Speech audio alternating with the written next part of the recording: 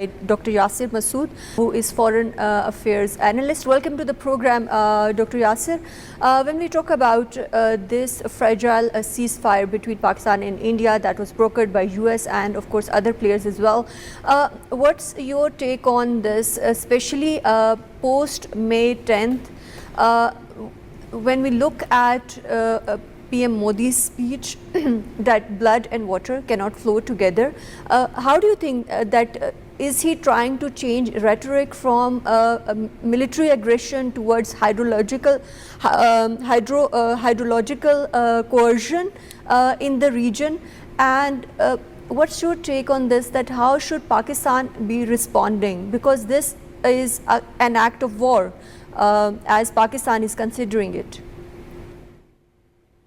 Thank you very much for having me on the show, Mariam.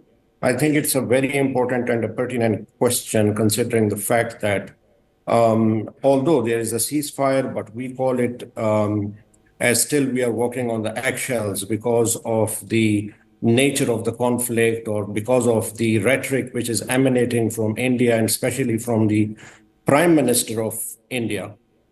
Let me tell you that right now why he is changing this rhetoric. Because I think he got a bloody nose, not only himself, but the entire India, the way Pakistan has stood against the Indian bullying. I think this is one of the epitome for the rest of the states, especially the weaker states.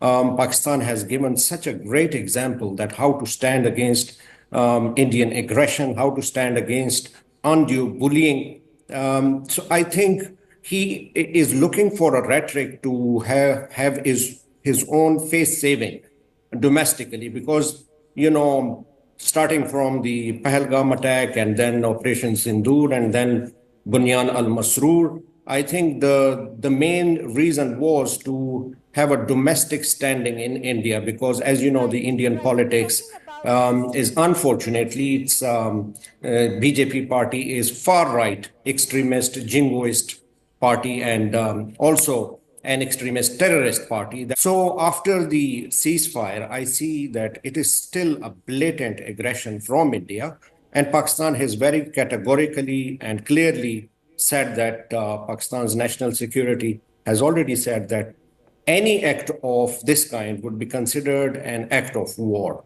So I think where do we lack? I think if you go on Google, if you go on YouTube, there are a plethora of, rhetorics coming from Indian media. For example, they're saying that Pakistan is begging for water, Pakistan is crying for water. So I think this kind of rhetoric which is coming from India, we need to amplify our position, not only domestically, but also at the international podium and platforms. But India, if India is up to this kind of aggression even in the future, we are absolutely ready for it. As far as the regional security is concerned, it will have its horrendous implication.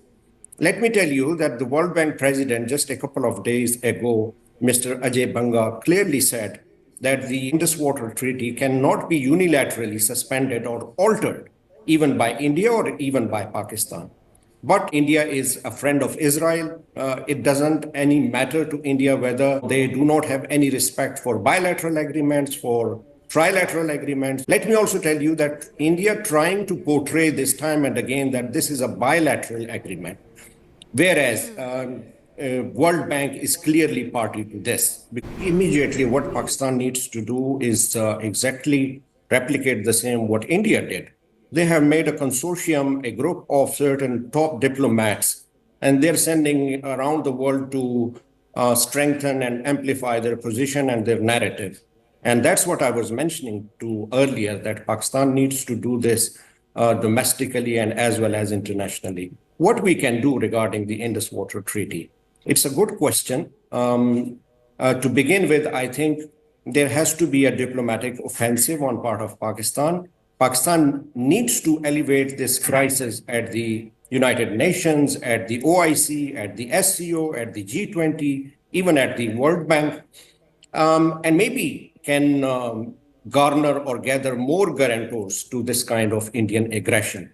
because it's a blatant act of violation of international norms and international law, then I think Pakistan has the choice of taking a legal action and lawfare.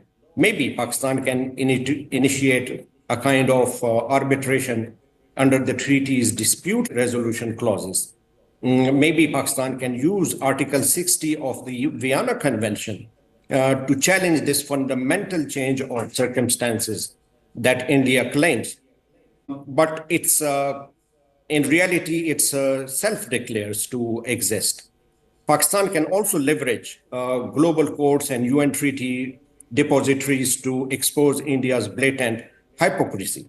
At the same time, in the long term, what Pakistan can do is that it can strengthen its domestic resilience and infrastructure, because India cannot do that. Let's, for example, after a month or after even years, it will take time because India lacks the infrastructure. It takes time. And so Pakistan has this buffer time. Well, absolutely. I think the way China has stood even in this conflict with Pakistan has set a very good example.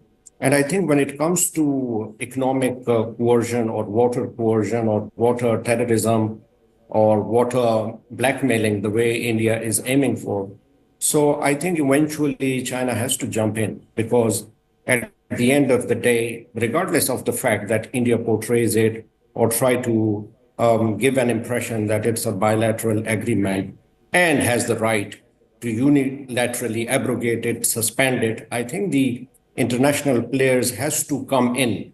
Otherwise, the bigger problem it will create, it will set a very wrong precedent level and also at the global level, that any country tomorrow can suspend this kind of bilateral, multilateral agreements. This happens all over the world. I think Pakistan has to, win this case at international fora, just not only because it will create a humanitarian crisis inside Pakistan, but also to teach India a good lesson that this is not how the responsible states react. This is not how a so-called biggest democracy of the world treats another nation and its neighbor. I would say that we are very unfortunate to have a neighbor like India, especially with people who have Hindutva mindset at the helm of affairs. Why India blinks at the Kashmir issue? Because you see, the nub of the problem is the Kashmir dispute.